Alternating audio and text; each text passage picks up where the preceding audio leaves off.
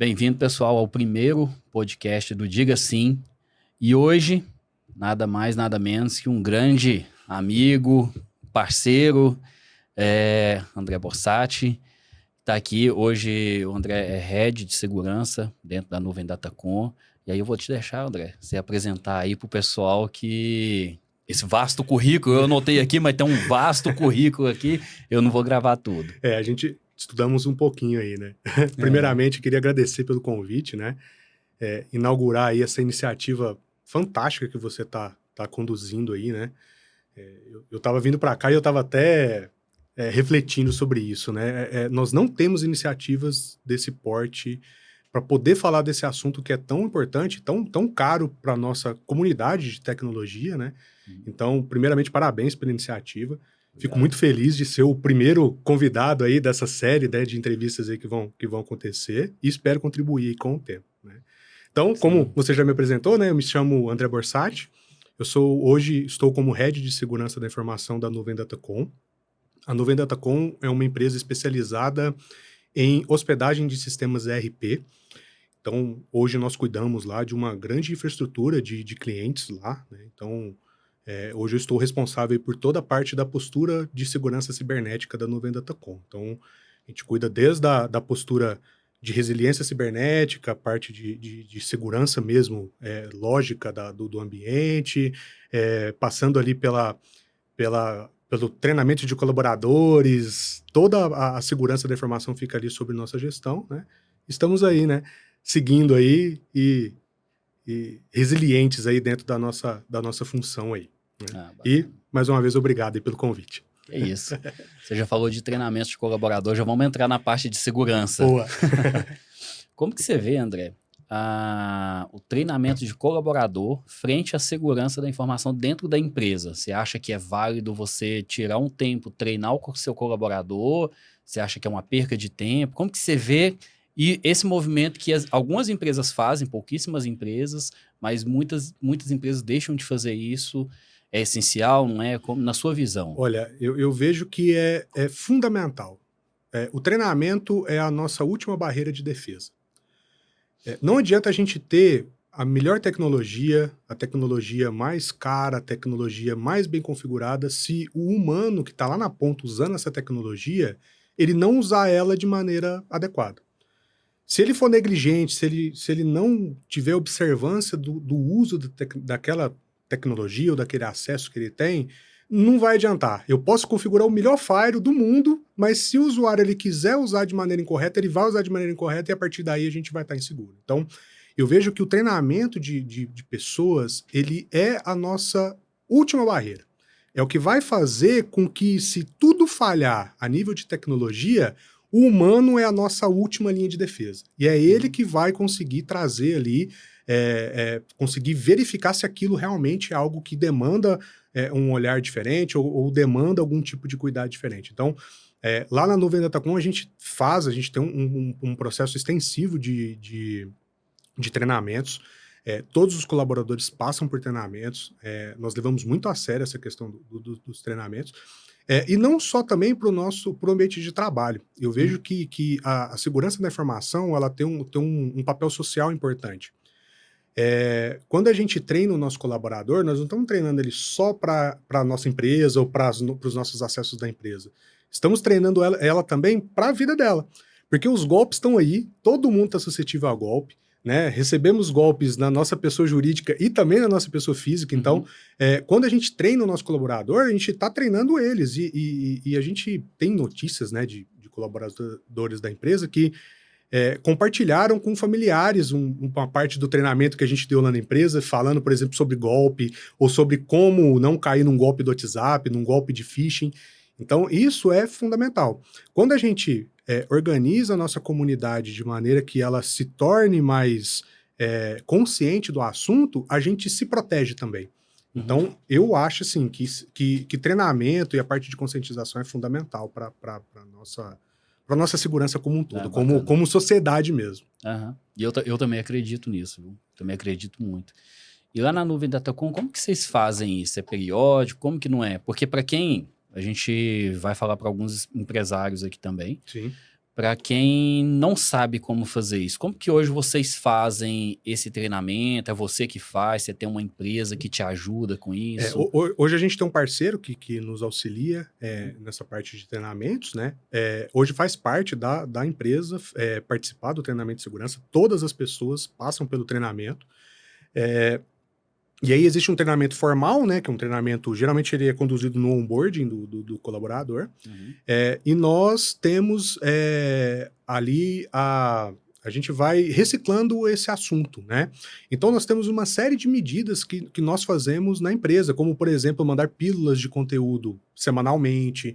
A gente tem um processo de toda semana, a gente tem lá uma ferramenta de comunicação colaborativa que nós enviamos conteúdos, nós fazemos ali, né, a gravação de vídeos institucionais sobre o assunto, e uma série de outras questões para trazer ali a consciência do colaborador sobre o assunto, né? Porque é um assunto que a gente precisa ficar sempre relembrando. Então é importante a gente relembrar o colaborador daquela questão, para que ele, na hora que ele se deparar com uma situação que a gente fica jogando casos, né? Sempre jogando ali, jogando cenários. Quando ele se deparar com aquele cenário, ele saber mais ou menos o que ele precisa fazer. Né? E essa questão do treinamento, uma coisa que é importante, principalmente quando a gente lida com um público não técnico, a pessoa não técnica, ela às vezes ela se sente um pouco com medo, às vezes, de cometer um erro ou de repassar alguma informação.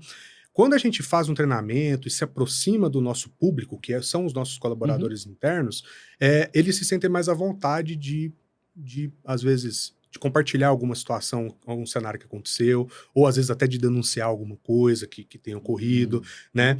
A gente percebeu que depois que a gente começou ali esse processo de treinamento, as pessoas começaram a denunciar mais phishing, a denunciar mais condutas incorretas. Então, isso vai melhorando a nossa segurança interna, porque a gente traz o colaborador como um aliado da segurança da informação. E tendo ele como aliado, a gente consegue sempre ter mais segurança, que é o nosso objetivo final. Ah, que massa. Isso aí. Você já teve algum caso de ataque que quase foi e o usuário pegou ali na ponta ali, que passou pelas suas barreiras, mas parou lá no usuário e... O mais comum é o phishing. O phishing, ele é bem comum. Felizmente, nunca tivemos um incidente grave, né? Esperamos continuar assim, né? A gente bate na mesa, né? Continuemos assim, porque é uma situação complexa, né? Mas a questão do phishing, ela acontece sempre, né? E a gente tem conseguido ter resultados muito satisfatórios com relação a isso, né? A observância, né? Porque a ferramenta, às vezes, se você calibrar ela com uma força muito, muito forte ali, a questão do anti-spam, por exemplo, você vai começar a barrar coisas que não pode barrar. E aí a gente precisa entrar naquele limiar de que a segurança, ela não pode impactar o negócio. Ela tem que andar ombro a ombro. Ela não pode ir à frente e ela também não pode ir atrás do negócio. Então ela tem que andar junto com o negócio, ela precisa ser parceira do negócio, ela não pode burocratizar nem travar o negócio. Então se eu jogo um filtro de spam lá em cima, aí vai parar de chegar e-mail, aí às vezes é um cliente que manda uma demanda e o e-mail não chega, aí não chegou, o cliente fica insatisfeito, e aí acaba que a gente gera problemas para o negócio. Então o nosso objetivo é sempre trabalhar com equilíbrio. Eu vejo que o equilíbrio é a palavra mesmo, a gente ser equilibrado nas nossas iniciativas de segurança para a gente elevar o negócio, não burocratizar nem atravancar o negócio. Entendi. Uma das coisas, quando eu optei por fazer o Diga Sim, é que a gente vai tratar dois assuntos, produtividade e segurança, só que os dois têm que ficar na balança. É igual você falou, não adianta eu elevar o nível da segurança e a produtividade dos meus colaboradores para ser degradada, né, diminuir, ou vice-versa, elevar a produtividade e a segurança ir lá embaixo, que é o que a maioria das empresas olham, né? Eu vou pôr meu colaborador produzir mais, não, múltiplo fator de autenticação, não vou colocar isso não, é só dar trabalho do cara ir lá no celular e aplicar, né? Você falando das ferramentas de anti-spam, eu gosto muito de dar um exemplo. Eu recebi um phishing deve ter umas 3 semanas mais ou menos, e a gente tem 2 ferramentas de anti-spam. Então, são 2 filtros diferentes. E aí eu recebi, falei, cara, como que isso passou? E aí eu fui analisar. O que o cara fez? o e-mail válido, não tem como você categorizar, que o e-mail foi criado para fazer isso. Assunto, para quem foi para mim direto, né? Foi um e-mail direcionado para mim, com o link. E aí, cara, o link tinha que ter pegado. O que os caras fizeram? Ó, então, eu não lembro o que era o assunto lá, mas, enfim, é como se fosse uma promoção, vamos supor que é uma promoção, você vai preencher o formulário e após eu vou liberar o voucher para você. Só que o link era de um Forms do Microsoft Forms. Então, não tem como é que uma ferramenta de anti-spam vai pegar isso? Não pega. Não pega. Então, quando você clica, preenchia, no finalzinho, tinha um link para você aprovar o contrato para submeter o seu cadastro. Então, quando você clicava no contrato, ele já vinha e já abriu o PDF, já malicioso. Vinha o PDF do contrato, olha só. Então, vinha num link dentro do Forms. Cara, não tem ferramenta que pega. Não tem. Como é que você vai pegar isso? Com treinamento de colaborador. É isso mesmo. E como que você treina o colaborador para isso?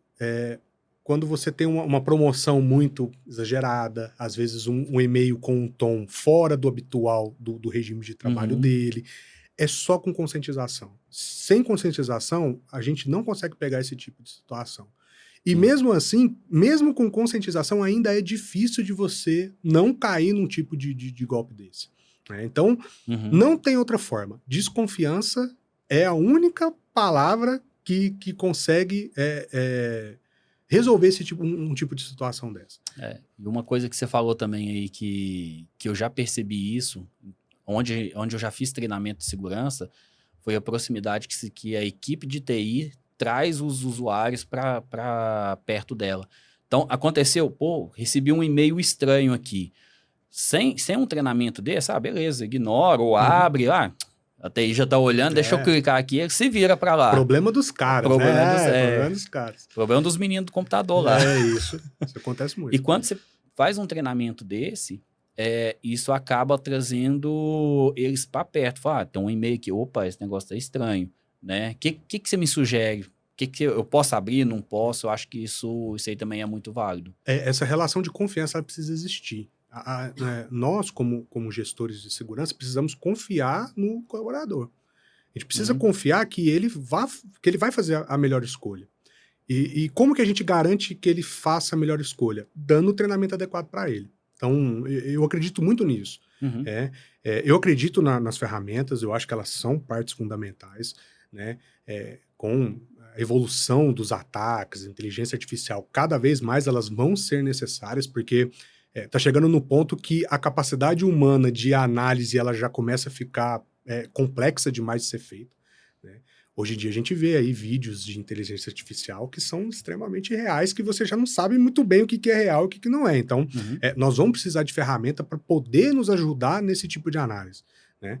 Mas o treinamento, a conscientização, ela vai trazer ali esse olhar crítico mesmo para o colaborador. Quando ele tem olhar crítico, a pessoa fica ela fica com medo de errar, porque ela sabe o certo a se fazer. Sim. Então, com esse medo de errar, ela se torna mais crítica, e se tornando mais crítica, em consequência, ela se torna mais segura. E isso é benefício para nós todos, inclusive para ela também. Porque quando ela se torna crítica na empresa, ela se torna crítica na vida pessoal dela, ela se torna crítica com os ativos pessoais dela, com os documentos, com as coisas que ela acessa, a rede social, e tudo isso leva para a segurança como um todo. Né? Então, eu vejo que uma coisa vai meio levando a outra. Tá, bacana.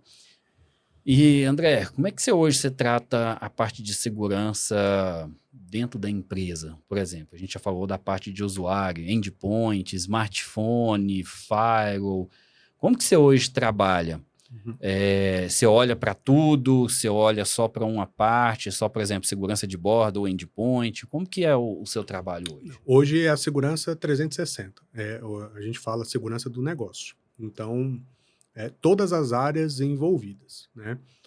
Na Nuvem Datacom, especificamente, nós temos um cenário duplo, né? Porque nós temos a empresa pessoas e nós temos o data center, que é onde estão os nossos clientes hospedados e tudo mais. Né? A segurança da informação, ela cuida dos dois ativos. Então, nós temos pessoas, endpoints e tudo mais, e temos os servidores, que é o nosso produto, afinal, né? Que serve os nossos clientes, que também fica sob gestão ali da segurança da informação. E aí nós cuidamos da postura cibernética de todos esses ativos. Então, a gente cuida desde da parte de configuração de segurança, cuidamos ali do hardening desses ambientes, parte processual, processos, políticas, tudo fica sobre a nossa gestão ali, para a gente cuidar para que esse ambiente, tanto o ambiente corporativo da Nuvem Datacom, como o ambiente corporativo dos nossos clientes se mantenha seguro e não tenha ali nenhum tipo de incidente, né? Então, nós temos um time dedicado, nós ficamos dedicados a isso, né? Isso é um fator importante, porque nem toda empresa conta com um time dedicado, isso, né, ajuda, né, a gente a ter mais braço para poder só focar nisso, né? Porque quando a gente tem um time de segurança, às vezes, misto ali com TI, às vezes fica muito mais focado em TI do que em segurança em si e acaba sendo negligente ali em alguns pontos ali, né? Então, isso é uma coisa que a Nuvem Datacom se preocupa e hoje o departamento de segurança ele é um departamento mesmo, ele é uma área da empresa, né? Ligada diretamente ao CEO da empresa, então a gente consegue ali ter autonomia para poder trabalhar mesmo de acordo com as melhores práticas de mercado, então a gente tem uma série de iniciativas ali que a gente cuida. Ah, bacana. E hoje, como que você olha também? Você cuida da infinidade de servidores de clientes, né? Não é nem seu. Não, Então, cada servidor tem sua particularidade, cada ambiente tem as suas regras de negócio. Como que você faz isso em termos de organização? Você tem isso documentado, por exemplo, ao cliente? Eu tenho regra de negócio tal. Como que é isso? Só para a gente entender aqui do negócio como que você trabalha. Sim, sim. A gente primeiro tenta padronizar, né? A padronização ela é importante para a gente poder criar baselines, né, factíveis da gente poder operar. Se a gente tem ambientes muito heterogêneos, fica difícil da gente poder, às vezes, prover ali as camadas de proteção adequadas, né? Então, primeiro ponto é que o nosso ambiente ele é bem homogêneo, ele é bem padronizado. Como a gente hospeda a RP ele não muda muito. Ele é bem similar à forma de operação dele, né? E aí, o que a gente faz, né? A gente, primeiro, padroniza. Segundo, a gente traz alguns frameworks que nos auxiliam ali nessa configuração de segurança, né? Um framework que a gente usa, né, principalmente na parte de hardening, de configurações um pouco mais baixo nível, né? O SysControls é um framework que eu gosto bastante de utilizar. Eu acho ele bem simples de operar e ele é muito direto ao ponto. Você vai lá, ele lá te fala, você precisa ter registro de log, você precisa ter firewall configurado, você precisa ter proteção de endpoint, antivírus rodando. Bem nesse nível, assim. Diferente de uma ISO, que ela é um pouco mais alto nível, que ela vai te falar o que precisa, né? O Sys não, ele te fala exatamente o que você precisa fazer mesmo, lá na ponta. Então, nós trouxemos o SysControls para dentro da empresa para fazer esse processo de hardening dos ambientes. E aí é hardening mesmo. Então, configurar o SSH por chave, fazer ali as configurações de acesso, não ter a questão de saneamento de acesso privilegiado, fazer acesso por MFA, né? As configurações de firewall ficam só por conta do time de segurança. Então, uma série de processos que vão trazendo ali, né? Eu digo que é o trabalho de formiguinha, né? Sim. São pequenas ações que no montante se tornam grandes ações. Porque um hacker, se ele invadir, ele até pode invadir. Só que, igual eu digo, né? Ele vai invadir, mas vai invadir chorando. Porque tanta coisinha que ele vai ter que ir ali, que ele vai ter que quebrando, que ele vai, às vezes desiste, às vezes não consegue, e a gente consegue ir eliminando o risco. Né? Eu penso sempre assim, eu sou um gestor que eu sou bem focado no risco. Eu acho que a gente precisa avaliar o risco. Esse risco ele precisa estar alinhado com duas coisas. Primeiro, ele precisa ser factível de ser mitigado. Porque tem risco que não dá para você mitigar, ou fica tão caro que não compensa. E ele precisa estar aliado com o negócio.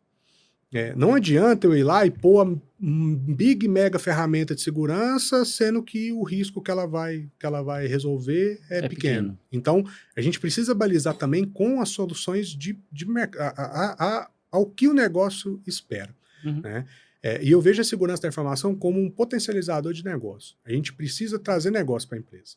não é só ir lá e eu meter o pé na porta e falar, ó, não vamos fazer esse produto novo aqui de conectividade porque ele aumenta a segurança. Não, não é assim que funciona. Eu tenho que trabalhar junto com a minha empresa para que aquele produto ele saia ao mercado com o máximo de segurança possível, dentro de um risco calculado, para que esse produto seja um sucesso no mercado. Né? Porque tem muito gestor de segurança, muito gestor de TI, que mete o pé na porta e fala, não, nós não vamos fazer porque é inseguro.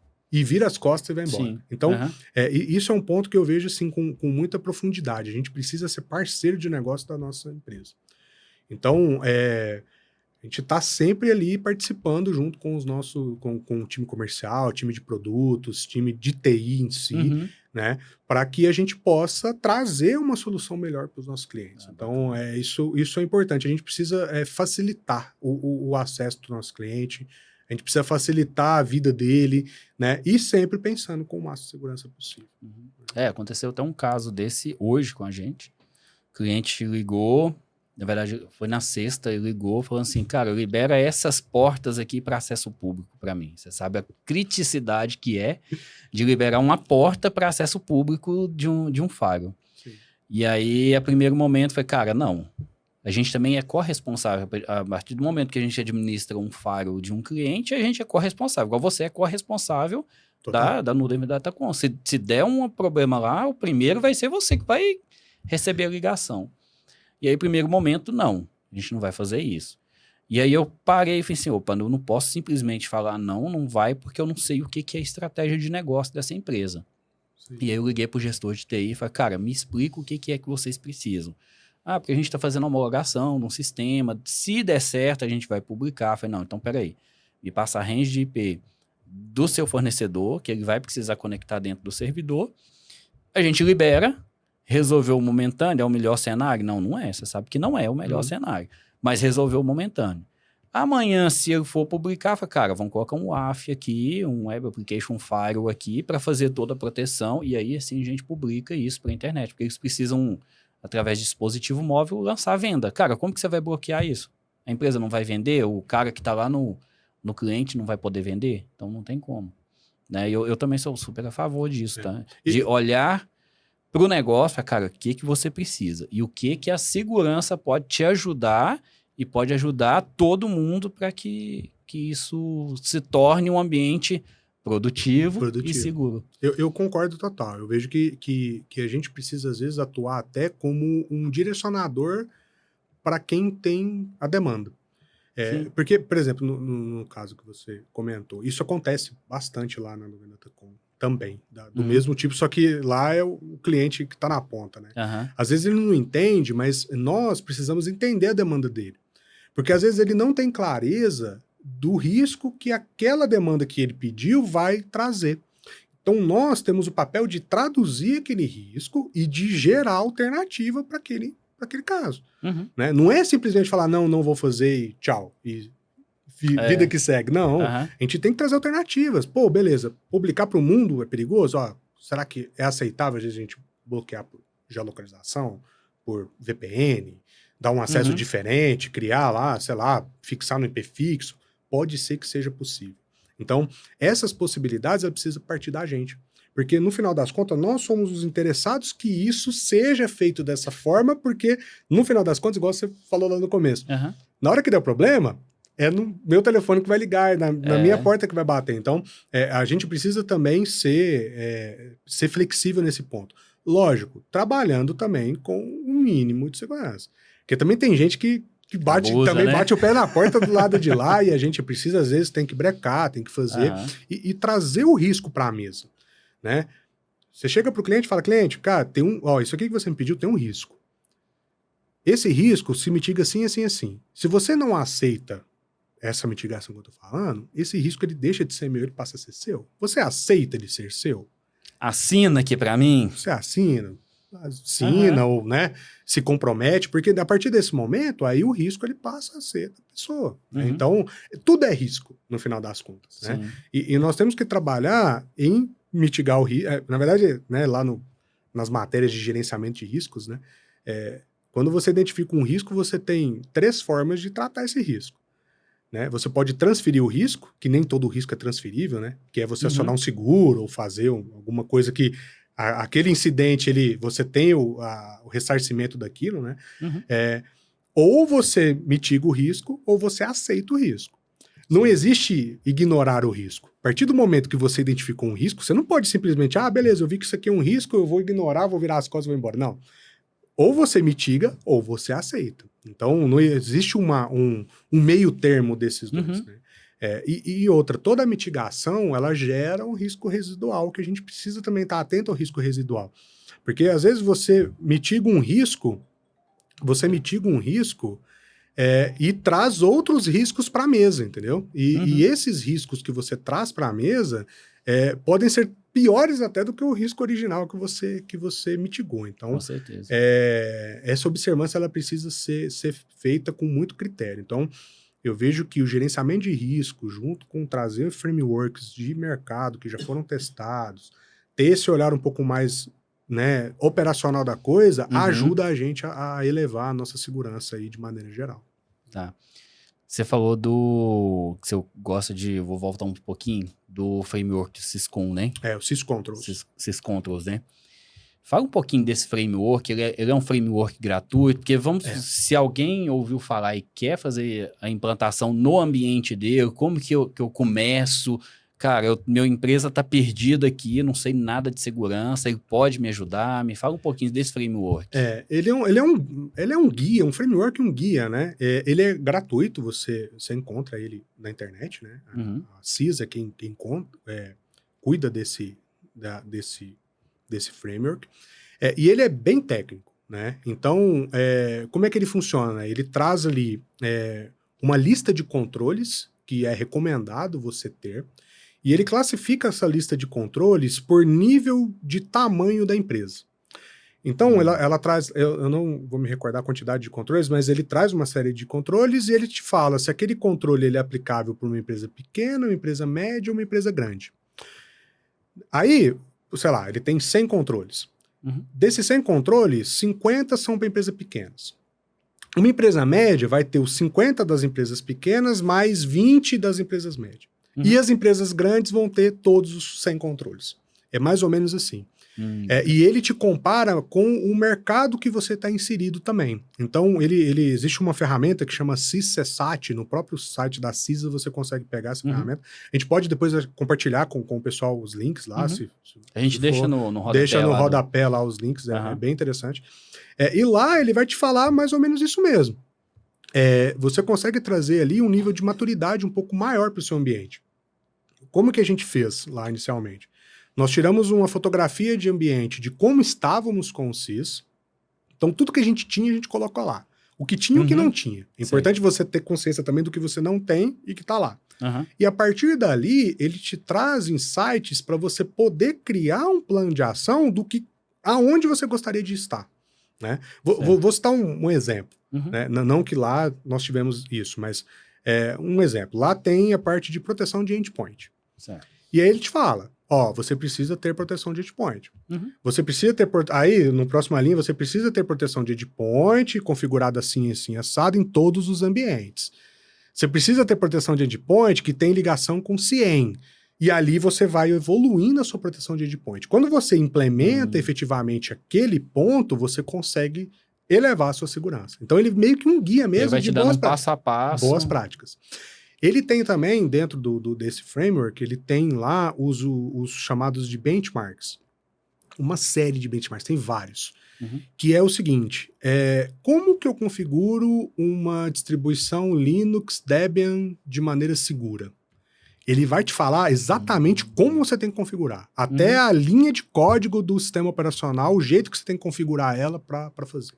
E aí tem de tudo. Tem de Fortinet, tem de Sophos, tem de vários lá.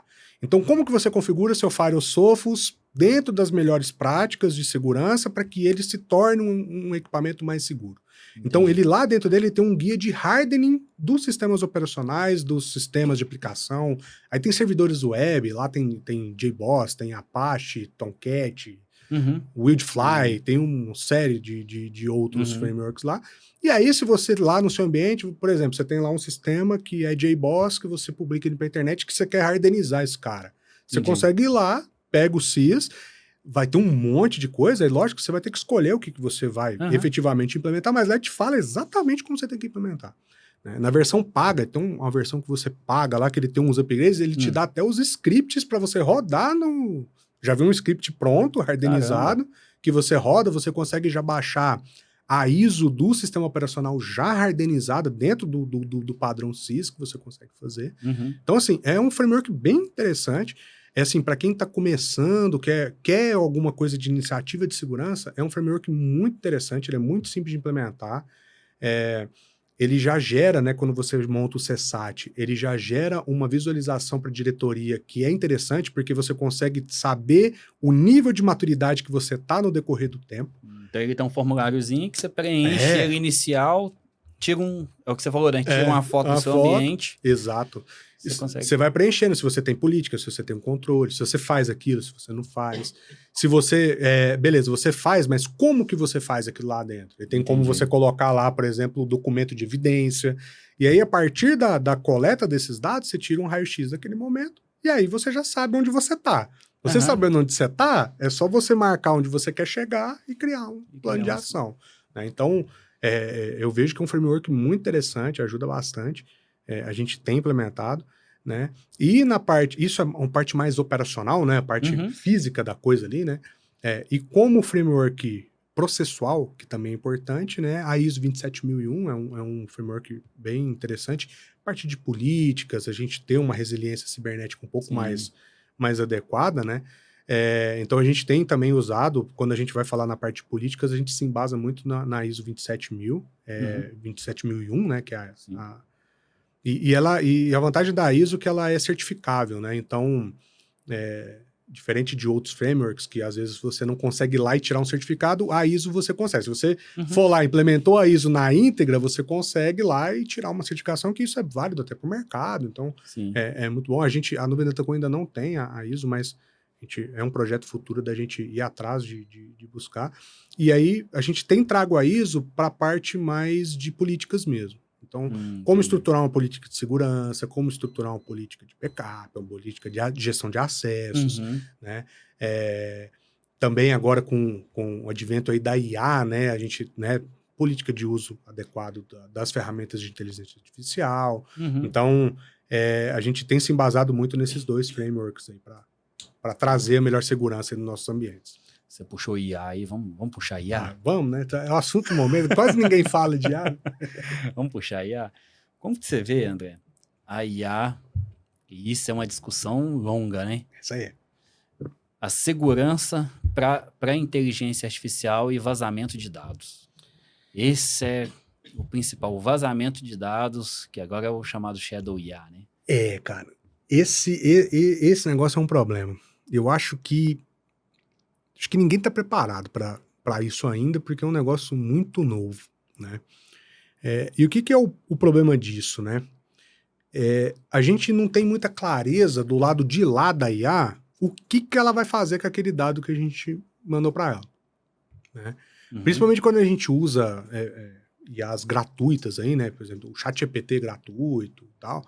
Ele fala lá explicitamente mesmo no termo de uso que tudo que você mandar para ele vai usar para treinamento. Posse dele, né? É posse dele, ele vai usar ali para treinamento dele, para ele conhecer mais até sobre você e sobre tudo, né? Na verdade, as IAs, elas estão aprendendo como a humanidade funciona.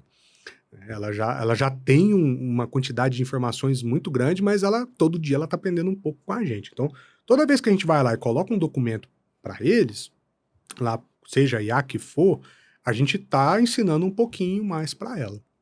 O problema é que a gente não sabe o que é feito com esse documento de lá, né? Então, o que a gente tem feito nesse sentido? Primeiro, usar ferramentas que a gente compra.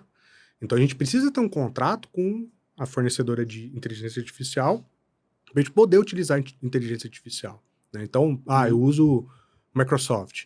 Então eu vou usar a Microsoft, lá tem um contrato, você tem um contrato com a Microsoft, lá nesse contrato ele vai falar, existe lá a cláusula que ele vai falar que ele não vai usar os dados da sua empresa para treinamento da inteligência artificial, e aí você fica um pouco mais seguro nesse ponto de pelo menos poder levar alguns dados da sua empresa para dentro da inteligência artificial.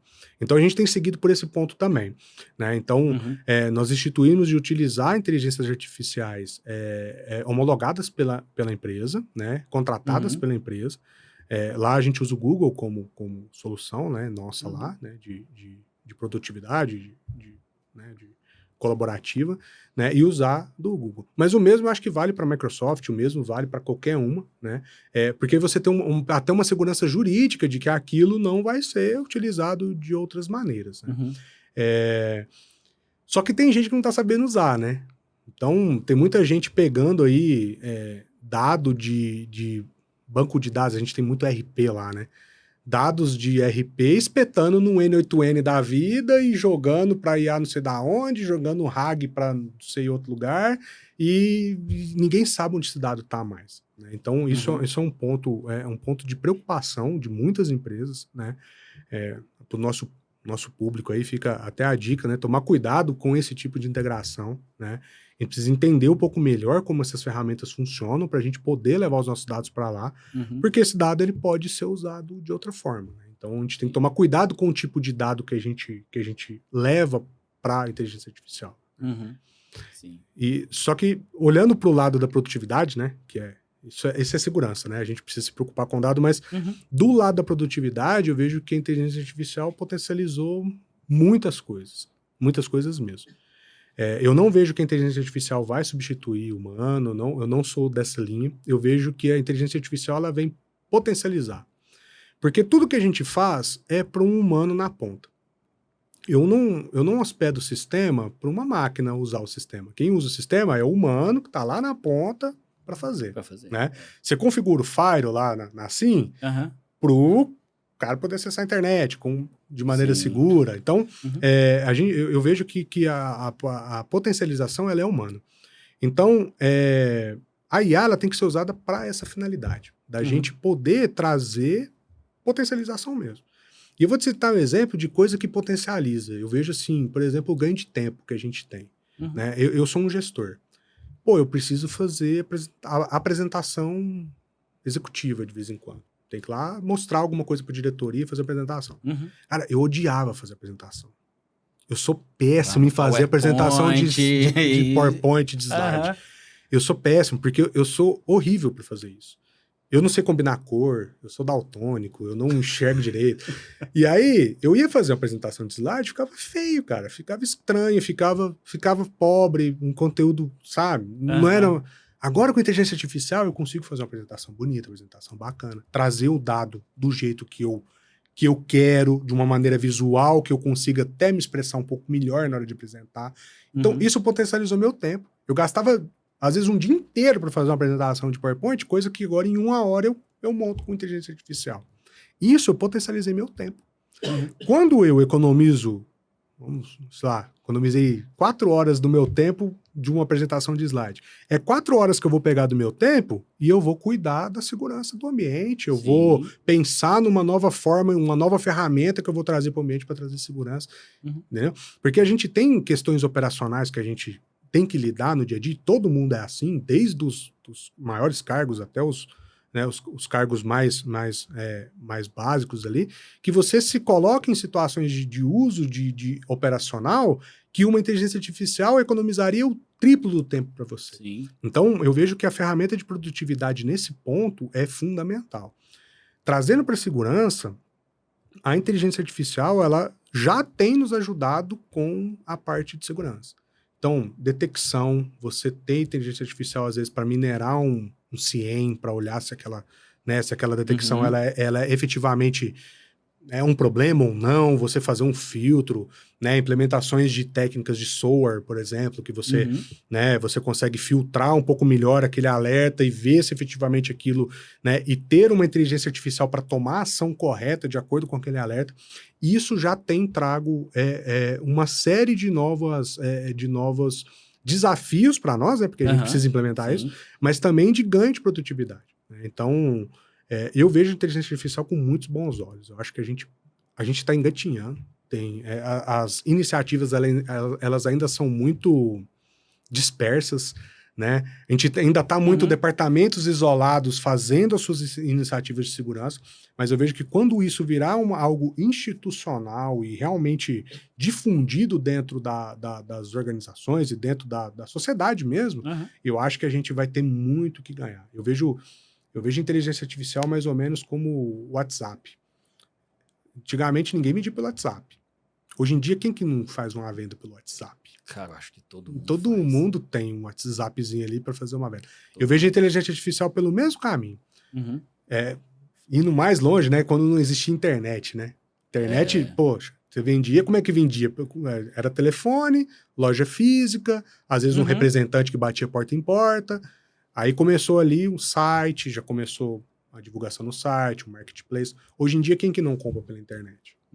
Então, a inteligência artificial vai ser por esse ponto. Ainda iniciativas isoladas, um pouco mais nichadas, às vezes um pouco mais aprofundadas nos departamentos de tecnologia, que são pessoas que estão um pouco mais ligadas com esse tipo de coisa, mas logo, logo vai começar já a cair para os departamentos operacionais, chão de fábrica, pessoal logística e assim sucessivamente, que é quem efetivamente vai conseguir ganhar mesmo produtividade com esse tipo de tecnologia.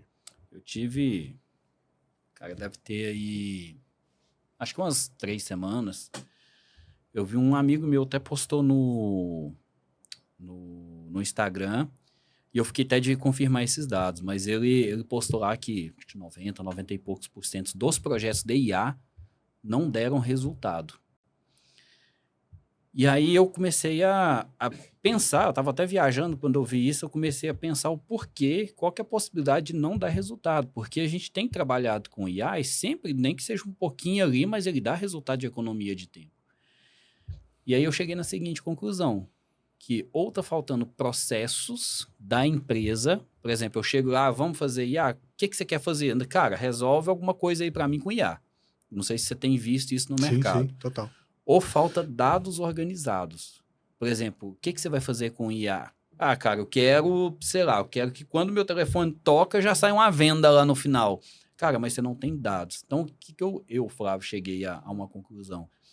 Que para um projeto de IA, eles ter pelo menos um pouco de sucesso, não um sucesso, ele tem que ter dados, processos ali no meio. Quando eu falo processos, não é processos automatizados por computador, não. É processo de operacional dentro da empresa. Sim. Né? E aí sim, aí você vai aplicar aquilo para uma automação e uma inteligência artificial. Você vê dessa forma? Você não vê? Total. Que... Total. É bem por aí mesmo, porque o dado cru, o dado que está lá na ponta, ele não serve para muita coisa.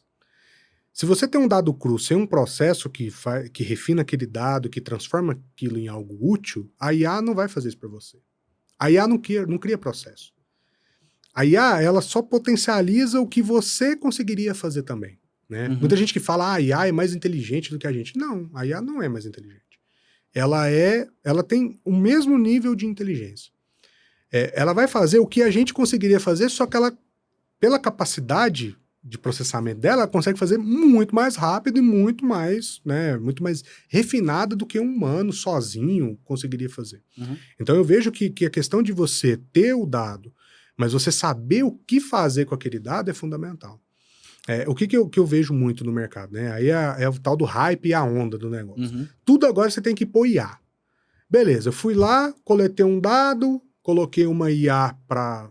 Vamos citar um exemplo do seguinte, muita ferramenta de segurança vem disso. A gente vai te dar o monitoramento por IA. Legal, bacana. Então vai coletar um dado lá na ponta, esse dado vai ser processado aqui e vai sair o monitoramento do outro lado. Beleza. O que adianta você ter esse dado lá de cá se você não olha esse dado? Ou se você não tem uma outra IA que vai pegar esse dado e vai tomar uma ação? Um dado ser uma ação, ele é um dado. Né? Eu tenho um professor, né, que fala isso, que quando você tem, por exemplo, uma série de políticas e processos e ninguém segue, é Papelândia. Papelândia. É Ialândia. Porque Aham. vira Ialândia, porque não É. serve pra nada. Você tem um monte de dado, beleza. Eu tenho um monte de log, tenho lá um dashboard maravilhoso que a IA gerou pra mim, a ferramenta gerou pra mim, tudo vermelho, piscando, parece uma árvore de Natal, o negócio assim, fica tudo piscando, tudo maravilhoso. Mas e aí? O que você vai fazer com aquele dado no final das contas? Então, a gente precisa primeiro saber o que a gente quer. Será que a gente precisa já começar com IA? Será que com a ferramenta que a gente tem, que às vezes não usa IA, a gente já não consegue formatar um processo e a partir dessa formatação de processo a gente poder, às vezes, melhorar? Eu vejo que é isso. É sempre potencialização do que o humano já conseguiria fazer de maneira geral. Né? Algumas tomadas de ação, a IA nos ajuda. A gente tem tido algumas iniciativas de inteligência artificial. Eu recebo alguns milhões de alertas por dia lá no data center, porque o ambiente é grande, então eu tenho uma série de alertas, e a gente precisa filtrar efetivamente o que é realmente importante e o que não é. Né? Nós temos usado inteligência artificial para fazer esse filtro para nós.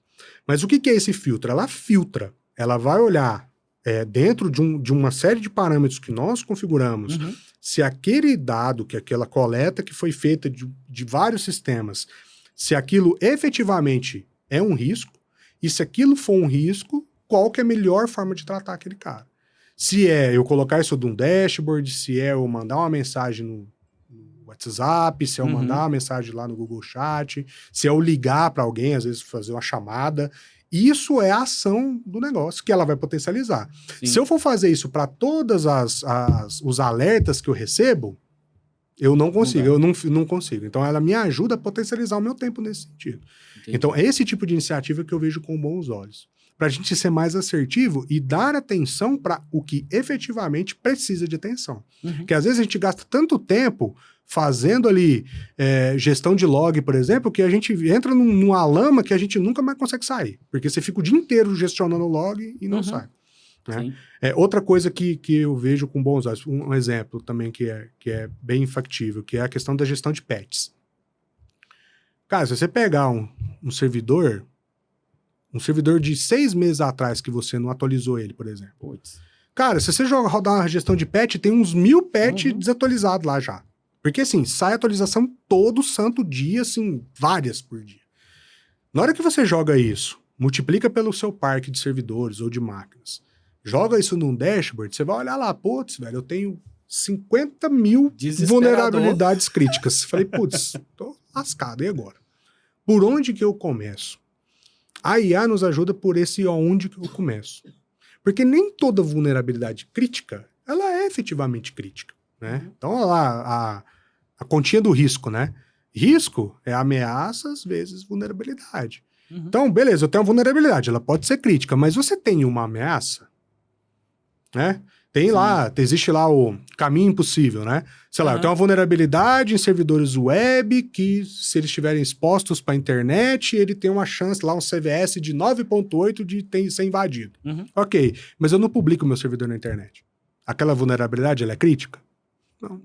Não. Ela diminui a criticidade. Sim. Ela continua sendo uma vulnerabilidade, ela precisa ser tratada, mas às vezes você tem uma vulnerabilidade CVS 7 de um servidor que está exposto na internet, que esse cara é muito mais... A ameaça dele é muito maior do que a vulnerabilidade. Na conta dos dois, da vulnerabilidade vezes risco, o seu risco é muito maior do que aquele que é 10 lá dentro do seu CVSS. Então, as ferramentas, elas já estão vindo com esse tipo de olhar também, né? Não é só entender do ativo, nós precisamos entender do que aquele ativo faz dentro da rede, aonde ele está posicionado, com quem que ele se comunica e qual que é a ameaça que pode influenciar dentro daquela vulnerabilidade que eu atuei. E a partir daí você tomar a melhor decisão. Porque aí você começa a ganhar tempo. Quando você começa a ganhar tempo, você começa... o nosso diretor lá, que ele fala esse termo bastante, né? Você vira um sniper. Né? Hoje a gente é Rambo, a gente pega uma metralhadora dos metralhadores e sai tirando igual um maluco. Não, quando você implementa algo desse sentido, você vira sniper. Porque você vai efetivamente na onde está a sua dor. Então eu vejo que a gente precisa fomentar esse tipo de solução. Então, a gente tem feito algumas iniciativas nesse sentido, né? Para a gente poder mitigar assertivamente, e, né, economizar nosso tempo e gastar o nosso tempo com o que efetivamente vai gerar algum tipo de benefício e resultado para a organização. Não é só ir lá e sair atualizando patch igual um maluco. Né? Até porque você pode comprometer seu ambiente todo, né? Porque se você atualiza um patch que não dá incompatibilidade com um arquivo de sistema, você compromete seu ambiente todo. Perfeito.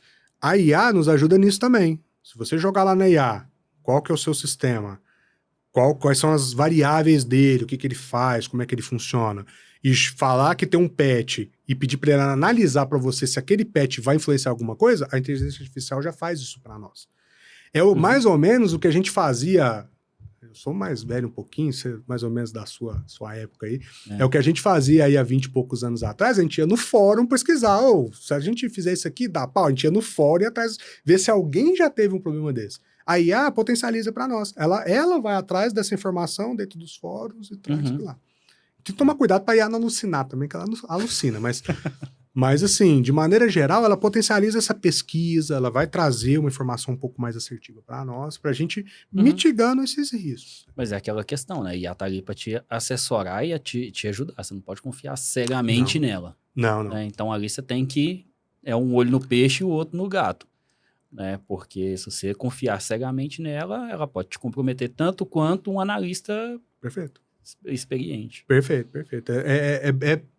Você falou certo, é como se fosse um assistente. É uma pessoa que ela te assessora. Então você precisa olhar para a IA também com um olhar crítico também. Se efetivamente aquilo é válido, o que ela está falando, a forma que ela está fazendo. Né? A gente vê aí, né, na internet hoje em dia posts, né, o LinkedIn principalmente, você vê posts maravilhosos, você vê assim que foi escrito por IA. Pô, beleza. Você escrever com a IA é ok. Mas ler o que ela escreveu pra ver se pelo menos faz sentido com aquilo, entendeu? É legal você usar pra às vezes te corrigir, né? Pô, a gente falha, erra um português, às vezes. Legal, você usar pra ela te ajudar, ok. Mas usar ela pra fazer por você... Ctrl+C, Ctrl+V. Eu acho que você falou certo, ela é um analista júnior ainda. Ela tem muito dado, ela tem acesso a muita informação, mas ela não tem a experiência do negócio. Né? Inteligência artificial não tem imaginação, ela não consegue imaginar como que vai ser daqui para frente. Ela não vai conseguir imaginar aquele patch que você vai atualizar, ela não vai conseguir imaginar que aquele patch vai derrubar o seu servidor web porque tem uma lib lá dentro que vai derrubar o sistema. Ela não tem esse tipo de capacidade. Sim. Como que você consegue isso? Com experiência. Então, é a única forma da gente conseguir trazer esse tipo de coisa. Vou puxar nesse... que ela não consegue imaginar, eu vou puxar um gancho aqui de algo que aconteceu há uns 15 dias, com certeza você está sabendo, uma IA, o Crawlbot, que foi uma IA que eles fizeram agora para te ajudar a trabalhar com equipamento. Então, você coloca ela toma conta do seu equipamento, ela tem conexão com WhatsApp, Telegram, enfim, Instagram, tudo. E aí disso saiu o Maltbot lá, né, que é o fórum lá dos agentes de IA. Né? E aí foi um rebuliço, porque as IAs vão dominar o mundo, porque é isso e aquilo. E aí, recentemente, saiu uma publicação que era uma fraude, tinha várias pessoas lá. Tinha os caras mexendo, eu vi isso aí.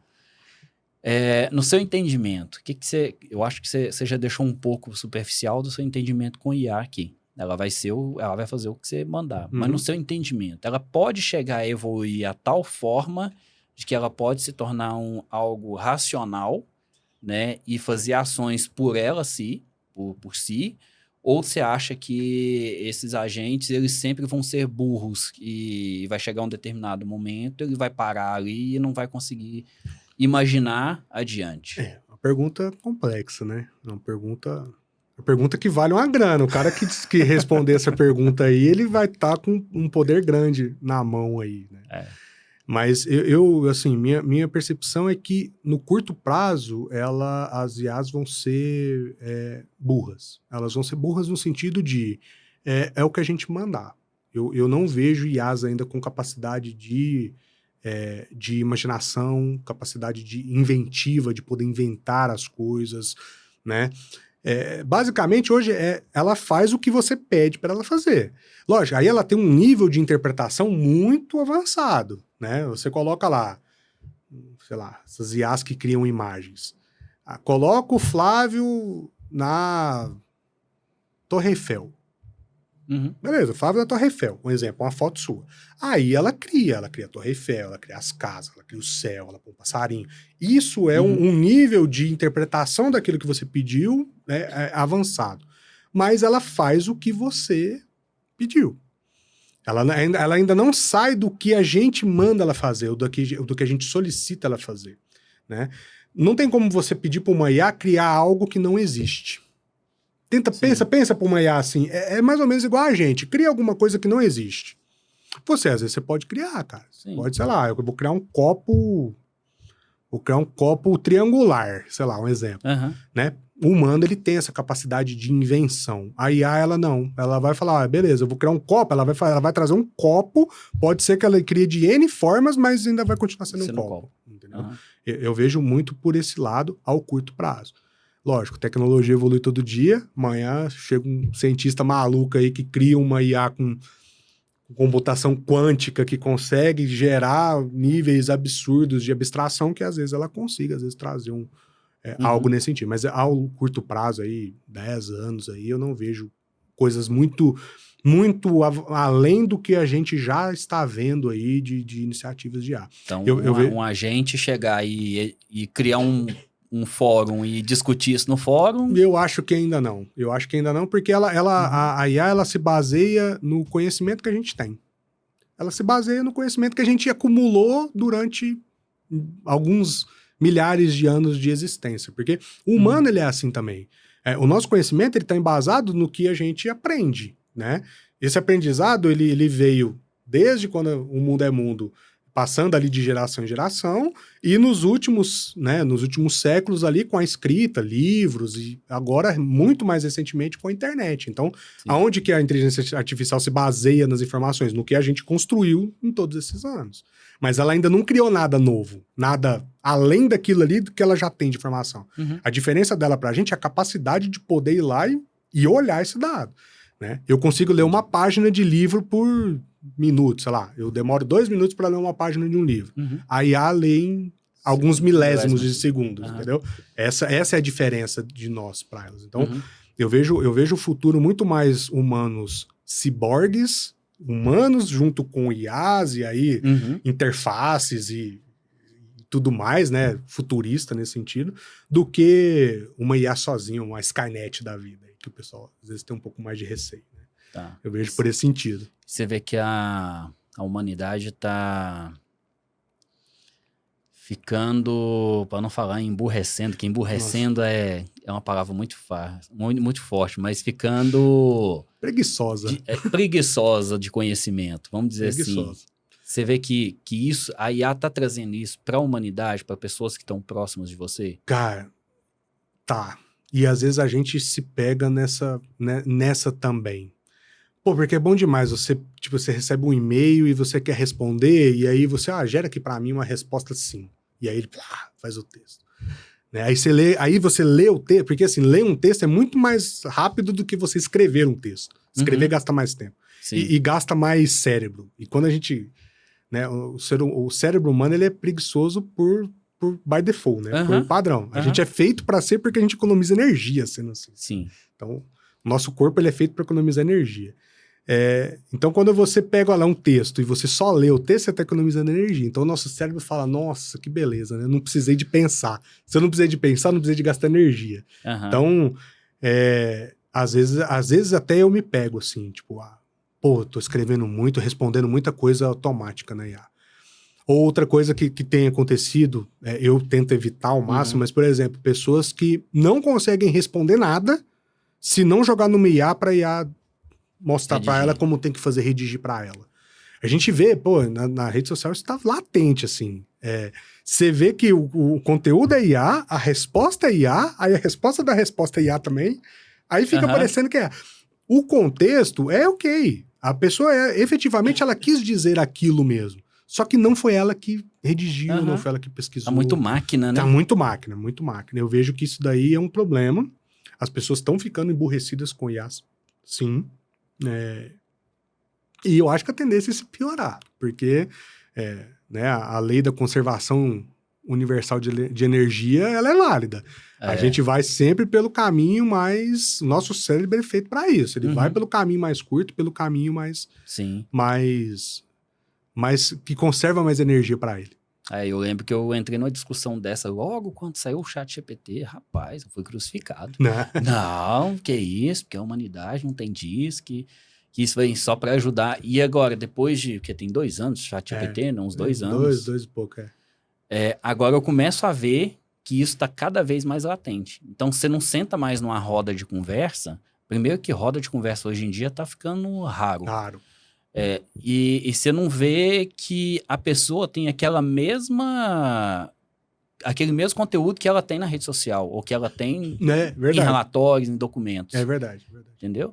E aí eu tô vendo isso muito, por isso que eu te fiz essa pergunta. É isso aí, eu concordo com você. Eu acho que estamos emborrecendo, né? A gente tem que tomar cuidado. Tem que tomar cuidado a gente precisa treinar nosso cérebro, porque senão a gente fica dependente da IA, né? E no final das contas, é isso que eles querem. Quem controlar, ainda não existe uma IA, né? Existem algumas, única, né? Única e tal. Mas isso é tudo que ele quer. Quanto mais você ficar ali dentro, é mais ou menos a mesma analogia da rede social. A rede social é feita para dopamina pura. Por que você fica rolando feed ali? Porque te traz aquela sensação boa e você fica rolando feed. Quanto mais tempo você ficar rolando feed, para eles é melhor. É mais propaganda, é mais controle, é controle dos dados. A IA, ela vem para o mesmo sentido.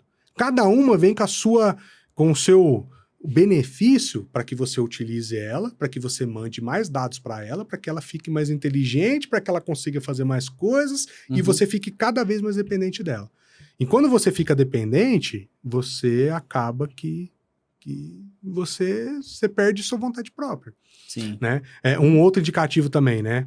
Algumas dessas IAs são gratuitas. Então, tudo que é gratuito, o produto é você. Se você está usando algo gratuito, alguma coisa tem.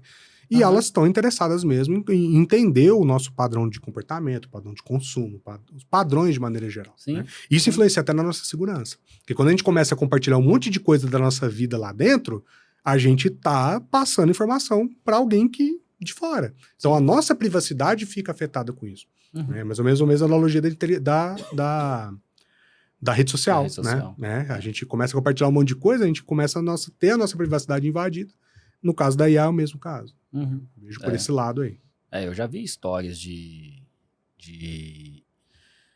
dados que foram compartilhados. Existe uma história aí de um lançamento do smartphone que uma pessoa jogou as informações lá e aí um repórter começou a fazer pesquisa, começou a trazer informação do lançamento desse smartphone que nem tinha sido divulgado.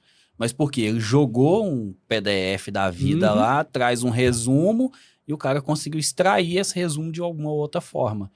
Né? Então, isso aí eu vejo que é algo bem complexo. É bem complexo. As pessoas ainda não sabem como lidar com isso. Eu acho que o que a gente vai ter que ter é diligência, né? Vai começar pelas empresas. Né? A partir das empresas, a gente vai trazer um pouco para a nossa vida pessoal. E depois disso deve vir governo também, fazendo algum tipo de regulação nesse sentido. Né?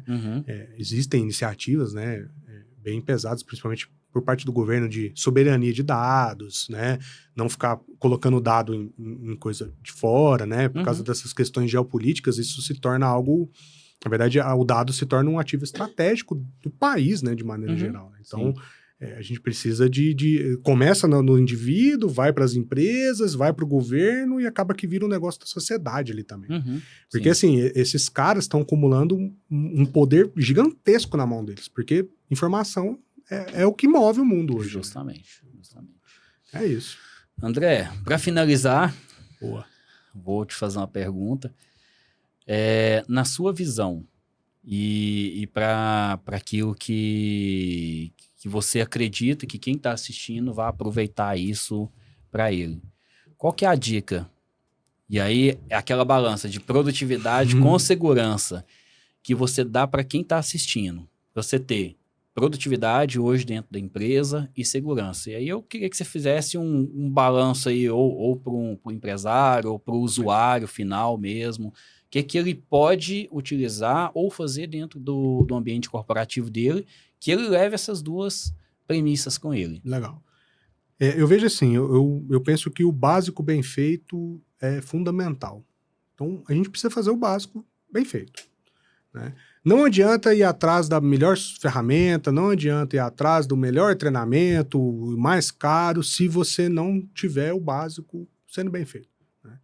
Então, questões básicas como acesso privilegiado, gestão de acessos externos, né? Você ter um bom firewall efetivamente sendo utilizado dentro da empresa. Precisa ser o firewall mais caro, com as melhores? Não, um firewall com filtro adequado, uma proteção de endpoint bem estabelecida, regras de segurança bem claras dentro da organização, né? Fazer o processo de hardening dos ambientes, isso é fundamental. O sistema operacional, ele vem seguro por padrão, né? Tem lá algumas características, mas existem muitas outras características de segurança que com hardening você consegue fazer. Então, a hardenização, ela é importante. Para a gente cair naquilo que eu disse lá no começo, o hacker, a pessoa, o invasor, seja quem for, ele vai entrar, independente do que for. Se ele quiser entrar, ele vai entrar. Só que ele vai entrar, mas ele vai entrar chorando. Ele vai entrar com dificuldade. E quando a gente implementar dificuldade, aliado a soluções de monitoramento efetivas, ter ali uma capacidade de detecção adequada, a gente começa a dificultar mais ainda para ele. Porque se ele tiver que ficar quebrando um monte de camadas de proteção, a chance dele ser visto aumenta. E aí a gente consegue ser efetivo na proteção. Então eu vejo que as pessoas precisam começar pelo básico bem feito. Eu vou certificar na ISO 27000. Não, cara, começa pelo CIS. O CIS vai te dar uma base e um básico muito tranquilo de ser implementado. Não é nada que vai custar muito dinheiro. Não é nada mirabolante que você vai ter que refazer a sua infraestrutura ou o seu processo. Não. É tudo factível, tudo à mão. Alguém com um pouco de conhecimento técnico ali consegue, com a mão nas costas, fazer a implementação de um tipo de segurança nesse sentido. E a partir daí você vai elevando a sua segurança. Quanto mais camadas você colocar, mais seguros você vai ficando, né? E essa segurança, ela tem que, de novo, como eu disse lá atrás, a gente precisa andar de mãos dadas com o negócio. Não é porque eu vou implementar a segurança que eu vou gerar burocracia ou que eu vou meter o pé na porta do negócio e falar que eu não vou fazer determinada coisa. A segurança precisa andar junto com o negócio, ela precisa potencializar o negócio e ela precisa ser um norteador de riscos do negócio. Ela precisa falar pro negócio, cara, bacana demais esse produto novo que você vai implementar, que vai pro mercado, show. Só que ele tem tais riscos. Vamos mitigar antes, dessa forma aqui, eu acho que fica mais legal, da gente fazer antes da gente implementar. Eu tenho certeza que o negócio vai te entender e ele vai levar em consideração, porque segurança da informação hoje, todo empresário, toda pessoa, ela se preocupa com isso. Então, a gente consegue, com uma conversa um pouco mais sincera dentro do assunto, a gente consegue, às vezes, trazer segurança sem atravancar o negócio, e trazendo produtividade para o negócio, e trazendo ali também consequências ali para o nosso... consequências positivas para a nossa organização também, que o objetivo é a gente crescer, ganhar dinheiro e faturar mais, e é isso que a gente espera no final das contas. Beleza. Isso aí. Andrezão, obrigado. Eu que te agradeço. Mais uma vez, obrigado. Acho que o assunto vai ajudar muita gente, né? Eu acho que foi um assunto bem leve, a gente não entrou a fundo na segurança, mas eu acho que foi, assim, um assunto leve, mas profundo, né? Gostei muito do nosso bate-papo. Mais uma vez, obrigado. Eu que agradeço. Estou aí à disposição para outros episódios aí, a gente tá junto aí, né? Mais uma vez, parabéns aí pela iniciativa. E eu acho que o caminho é esse, a gente levar conhecimento para a comunidade. Eu acho que é fundamental a gente poder discutir um pouco desses assuntos, trazer visões aí sobre o tema. A gente só tem a ganhar com isso, né? Quem nos ouvir aí, se levar 10% de algumas coisas aqui, a gente já está 10% melhor, porque, né, a gente está aqui no dia a dia, aqui, a gente está lidando com isso, a gente sabe que é algo importante para todos nós. Então, parabéns mais uma vez e muito obrigado aí pelo convite. Valeu demais. Obrigado. Pessoal, acredito, como o André falou aqui, se você levar 10% desse aprendizado aí para sua vida, acredito que isso aí vai ajudar muito nos seus negócios, vai ajudar muito na sua vida, tá? Muito obrigado. Quem acompanhou até aqui, curte, compartilha, porque esse episódio pode ajudar muitas pessoas aí, seus colegas de trabalho, seus gestores, levem isso para eles também, tá? Muito obrigado e, mais uma vez, diga sim.